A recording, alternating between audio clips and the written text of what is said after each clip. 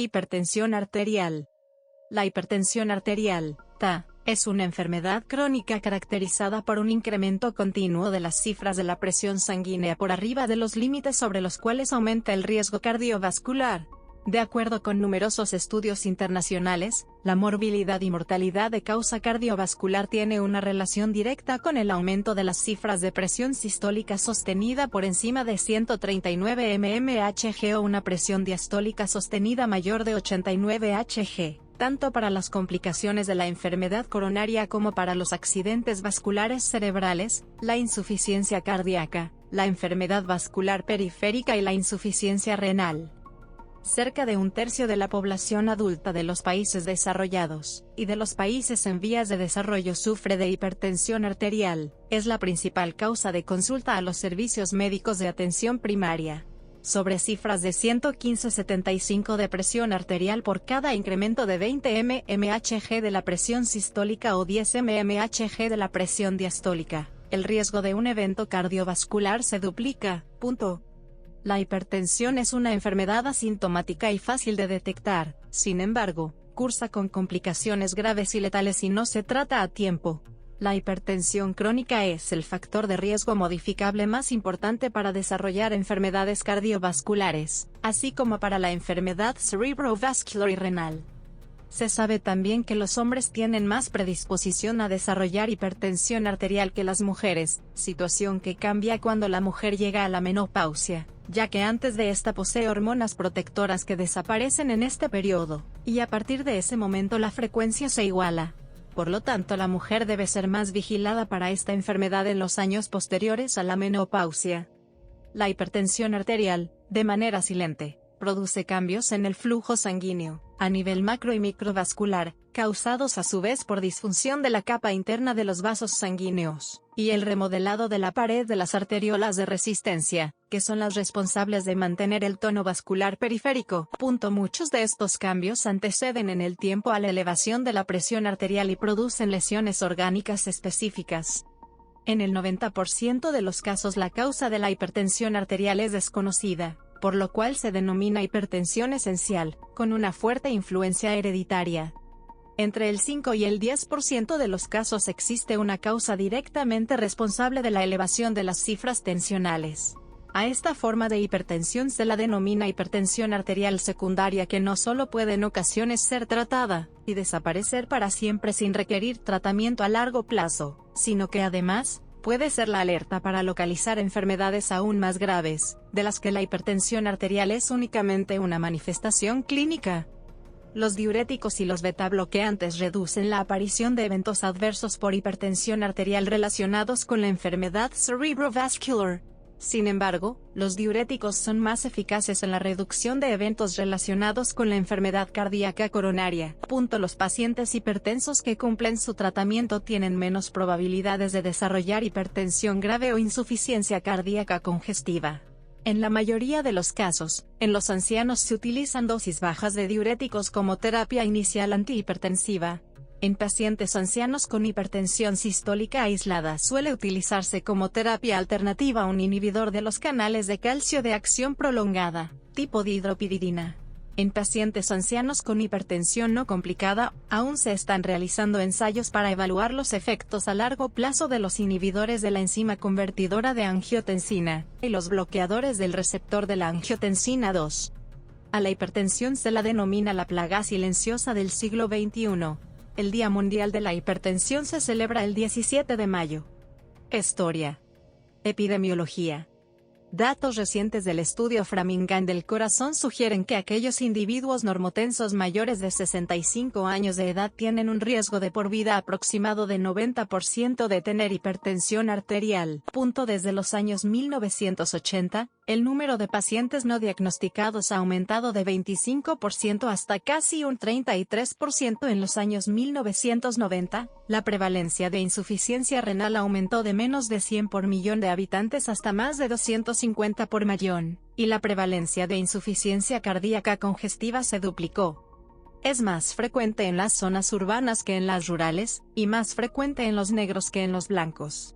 La incidencia se ha calculado entre 0,4 y 2,5% anual. La mortalidad por certificado de defunción es de 8,1 por 100.000. Utilizando otros criterios llega a ser de 76 por 100.000. Se calcula entonces entre 8.000 a 9.000 muertes anuales atribuibles a la hipertensión arterial. Del 66 al 75% de los casos de trombosis cerebral tiene hipertensión arterial. El 90% de las hemorragias intracraneales no traumáticas corresponden a la hipertensión arterial. Clasificación. La presión arterial se expresa con dos medidas, la presión arterial sistólica y diastólica, como por ejemplo 120/80 mmHg. La presión arterial sistólica, la primera cifra, es la presión sanguínea en las arterias durante la sístole ventricular, cuando la sangre es expulsada desde el corazón a las arterias. La presión arterial diastólica, el número inferior, es la presión en la diástole, cuando el corazón se relaja y la presión arterial cae. Las guías clínicas del manejo de la hipertensión arterial clasifican la hipertensión en fases o estadios, ver tabla, que tendrán distinto pronóstico y tratamiento. Estas clasificaciones se obtienen haciendo la media de las lecturas de la presión arterial del paciente en reposo tomadas en 2 o más visitas. La hipertensión es un factor de riesgo cardiovascular. El tratamiento antihipertensivo irá enfocado a reducir el riesgo cardiovascular global. Por lo tanto, al instaurar el tratamiento se tendrán en cuenta, además de las cifras de presión arterial, la presencia de otros factores de riesgo cardiovascular, como enfermedad renal o cardiovascular establecida, diabetes o síndrome metabólico. Actualmente la clasificación de la American Heart Association, Asociación Estadounidense del Corazón, en conjunto con el American College of Cardiology, Colegio Americano de Cardiología, se ha actualizado y desde 2017 publicó las guías para la detección, prevención, gestión y tratamiento de la hipertensión arterial, en donde algunos aspectos a tener en cuenta son. A continuación se muestran una lista de las clasificaciones según las distintas guías. La presión arterial medida en consulta puede ser mayor a la presión arterial que una persona tiene normalmente, fenómeno que se conoce como hipertensión de bata blanca. Las guías NSGC 127 del National Institute for Health and Clinical Excellence, NICE, británico, del 2011 tienen en cuenta este fenómeno e incluyen las cifras de la monitorización ambulatoria de la presión arterial, MAPA, y de la automedida de la presión arterial, AMPA, por encima de las cuales consideran a la población hipertensa. El JNC7, The Seventh Report of the Joint National Committee on Prevention, Detection, Evaluation, and Treatment of High Blood Pressure, definió como prehipertensión a la presión arterial comprendida entre 120/80 mmHg y 139/89 mmHg. La prehipertensión no es una enfermedad, sino una categoría que permite identificar personas con alto riesgo de desarrollar hipertensión. Esta cifra puede variar de acuerdo al sexo y edad del paciente. La hipertensión sistólica aislada se refiere a la presencia de una presión sistólica elevada conjuntamente con una presión diastólica normal, una situación frecuente en las personas de edad avanzada. La hipertensión se clasifica como resistente o refractaria en sujetos tratados con al menos 3 fármacos antihipertensivos a dosis plenas, uno de ellos diurético, con un adecuado cumplimiento de la medicación antihipertensiva, es decir, si la medicina convencional no reduce la presión arterial a niveles normales. En Estados Unidos y el Reino Unido se han publicado sendas guías para el tratamiento de la hipertensión resistente. La hipertensión al ejercicio es una elevación excesiva de la presión arterial durante el ejercicio. El rango considerado normal durante el ejercicio para los valores sistólicos es entre 200 y 230 mmHg. La hipertensión al ejercicio puede indicar que el individuo tiene riesgo de desarrollar posteriormente hipertensión en reposo. La lectura de la tensión sistólica tiene predominio sobre la diastólica después de los 50 años, siendo al revés previo a esa edad. Antes de los 50 años de edad la presión arterial diastólica es un factor de riesgo de cardiopatía, mientras que la presión arterial sistólica lo es después de los 50 años de edad. Clasificación de la hipertensión sistémica según su causa. Etiología. Algunos de los factores ambientales que contribuyen al desarrollo de la hipertensión arterial incluyen la obesidad, el consumo de alcohol, circunstancias de nacimiento y las profesiones estresantes. Se ha notado que en sociedades económicamente prósperas, estos factores aumentan la incidencia de hipertensión con la edad. Sodio. El consumo excesivo de sal induce y mantiene la hipertensión arterial. La hipertensión sensible a la sal es el tipo más frecuente de hipertensión primaria. La hipertensión sensible a la sal consiste en un incremento exagerado en la presión inducido por el consumo de sal. Aproximadamente un tercio de la población normotensa y 2/3 de la hipertensa son sensibles a la sal. En esa parte de la población, al aumentar la ingesta de sal se aumenta la presión osmótica sanguínea al retenerse agua, aumentando la presión sanguínea. Renina. Se ha observado que la renina, secretada por el riñón y asociada a la aldosterona, tiende a tener un rango de actividades más amplio en los pacientes hipertensos. Sin embargo, la hipertensión arterial asociada a un bajo nivel de renina es frecuente en personas con ascendencia negra, lo cual probablemente explique la razón por la que los medicamentos que inhiben el sistema renina-angiotensina son menos eficaces en ese grupo de población. Resistencia a la insulina. En individuos normotensos, la insulina estimula la actividad del sistema nervioso simpático sin elevar la presión arterial. Sin embargo, en pacientes con condiciones patológicas de base, como el síndrome metabólico, la aumentada actividad simpática puede sobreponerse a los efectos vasodilatadores de la insulina. Esta resistencia a la insulina ha sido propuesta como uno de los causantes del aumento en la presión arterial en ciertos pacientes con enfermedades metabólicas. Diabetes.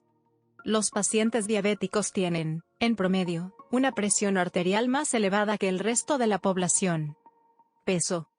Existe una fuerte correlación entre el índice de masa corporal y la presión.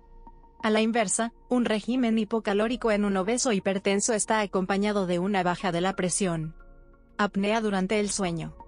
La apnea del sueño es un trastorno común y una posible causa de hipertensión arterial. El tratamiento de este trastorno por medio de presión aérea positiva continua u otros manejos, mejora la hipertensión esencial. Genética. La hipertensión arterial es uno de los trastornos más complejos con un componente genético asociado a la aparición de la enfermedad. Se han estudiado a más de 50 genes que podrían estar involucrados con la hipertensión. Recientemente se han localizado 12 nuevos genes en los que se han visto variaciones relacionadas con diversos fenotipos relativos a la hipertensión arterial. Además, se han encontrado 35 SNP que aparecen enriquecidos por variantes asociadas a adiposidad, diabetes mellitus tipo 2, enfermedad coronaria y función renal publicadas anteriormente en estudios de asociación de genoma completo, lo que evidenciaría que los genes relacionados con la presión arterial participan en la actividad cardiovascular. Edad. Al transcurrir los años y según los aspectos de la enfermedad, el número de fibras de colágeno en las paredes arteriales aumenta, haciendo que los vasos sanguíneos se vuelvan más rígidos. Al reducirse así la elasticidad, el área seccional del vaso se reduce, creando resistencia al flujo sanguíneo y como consecuencia compensadora, se aumenta la presión arterial. Se ha indicado que pacientes con más años de trabajar en una institución o que ocupan altos puestos son más propensos a presentar hipertensión. Pero eso es resultado de la edad. Los más viejos tienen más tiempo de trabajar, y alcanzan niveles de jefatura por su experiencia. Patogenia. La presión arterial es producto del gasto cardíaco y la resistencia vascular sistémica. Por lo tanto, los factores determinantes de la presión arterial son factores que afectan al gasto cardíaco, y a la fisiología y estructura de las arteriolas. Por ejemplo, el aumento de la viscosidad de la sangre tiene efectos significativos sobre el trabajo necesario para bombear una cantidad dada de sangre, y puede dar lugar a un aumento persistente de la presión arterial. Las condiciones de maleabilidad de la pared de los vasos sanguíneos, componentes pulsátiles, afectan la velocidad del flujo sanguíneo, por lo que también tienen una potencial relevancia en lo que respecta a la regulación de la presión arterial. Además, los cambios en el espesor de las paredes vasculares afectan a la amplificación de la resistencia vascular periférica en pacientes hipertensos, lo que conlleva a reflexión de ondas en dirección a la aorta y opuestas al flujo sanguíneo, aumentando la presión arterial sistólica. El volumen de sangre circulante es regulada por el sodio desde el sistema renal y el manejo del agua, un fenómeno que juega un papel especialmente importante en la hipertensión sensible a las concentraciones de sodio sanguíneas. La mayoría de los mecanismos asociados a la hipertensión secundaria son generalmente evidentes y se entienden bien. Sin embargo, aquellos relacionados con la hipertensión esencial, primaria, son mucho menos comprendidos. Lo que se sabe es que el gasto cardíaco se eleva a principio del curso natural de la enfermedad, con una resistencia periférica total, RPT, normal. Con el tiempo, disminuye el gasto cardíaco hasta niveles normales, pero se incrementa la RPT. 3 teorías han sido propuestas para explicar este fenómeno. También se sabe que la hipertensión es altamente heredable y poligénicas, causadas por más de un gen, y varios genes candidatos se han postulado como causa de esta enfermedad. Recientemente, el trabajo relacionado con la asociación entre la hipertensión esencial y el daño sostenido al endotelio ha ganado favor entre los científicos enfocados en la hipertensión. Sin embargo, no está del todo claro si los cambios endoteliales preceden al desarrollo de la hipertensión o si tales cambios se deben principalmente a una persistente presión arterial elevada. Lesiones a órganos. Los órganos cuya estructura y función se ven alterados a consecuencia de la hipertensión arterial no tratada o no controlada se denominan órganos diana e incluyen el sistema nervioso central, arterias periféricas, corazón y riñones, principalmente. La asociación entre la presión arterial y el riesgo de cardiopatías, infarto agudo de miocardio, derrame cerebral y enfermedades renales es independiente de otros factores de riesgo. Por ejemplo, en individuos comprendidos entre las edades de 40 y 70 años de edad, cuando la presión arterial se encuentra entre 115/75 a 185/115 mmHg, cada incremento de 20 mmHg en la presión sistólica o de 10 mmHg en presión diastólica duplica el riesgo de aparición de alguna de estas enfermedades. Ojo. Sistema nervioso central. La hipertensión arterial persistente puede causar un accidente cerebrovascular trombótico o embólico, infartos lacunares o un accidente cerebrovascular hemorrágico con hematoma intracerebral, entre otros. Tanto la presión sistólica y diastólica elevada son perjudiciales. Una presión diastólica de más de 100 mmHg y una presión sistólica de más de 160 mmHg han dado lugar a una incidencia significativa de enfermedades cerebrovasculares. Otras manifestaciones de la hipertensión incluyen la encefalopatía hipertensiva, lesiones microvasculares cerebral y la demencia de origen vascular como consecuencia de múltiples infartos del sistema nervioso central. Arterias periféricas. Corazón. Riñones. Diagnóstico. Anamnesis. La historia clínica del paciente hipertenso debe ser recolectada al detalle, y enriquecerse con información provista por parientes cercanos, o por otros médicos o personal paramédico que lo hayan atendido en el pasado. Si aplica. La hipertensión es la enfermedad asintomática por excelencia, tanto es así que se la ha llamado la asesina silenciosa, por lo que no resultaría extraño que no se recolecten muchos síntomas en la historia, o que estos síntomas sean poco específicos, dolor de cabeza, mareo y trastornos visuales, por ejemplo. Una vez bien definido el motivo de consulta, y habiéndose documentado los datos relevantes de la presente enfermedad, debe hacerse énfasis desde la primera consulta sobre los siguientes datos. Esta información es vital para la valoración global de riesgo cardiovascular de cada paciente hipertenso. Cada elemento de riesgo diagnóstico clínico, resuelto o no, tratado o no tratado, cada síntoma, cada antecedente, debería ser incluido en una lista de problemas. Esto ayudará a planear el tratamiento global sin olvidar puntos importantes. Procedimientos para la medición correcta de la presión arterial. La toma de la presión arterial en pacientes de alto riesgo debe efectuarse de manera correcta con la finalidad de evadir los falsos negativos e incluso falsos positivos. Exploración física. Algunas de las exploraciones que pueden realizarse para la evaluación de paciente con hipertensión arterial son las siguientes. Exámenes de laboratorio. Se recomiendan los siguientes estudios de laboratorio básicos para todo paciente hipertenso. Otras pruebas de laboratorio deberán indicarse en situaciones especiales. Estudios adicionales. Algunos procedimientos de diagnóstico de gabinete son útiles para el estudio de todo hipertenso.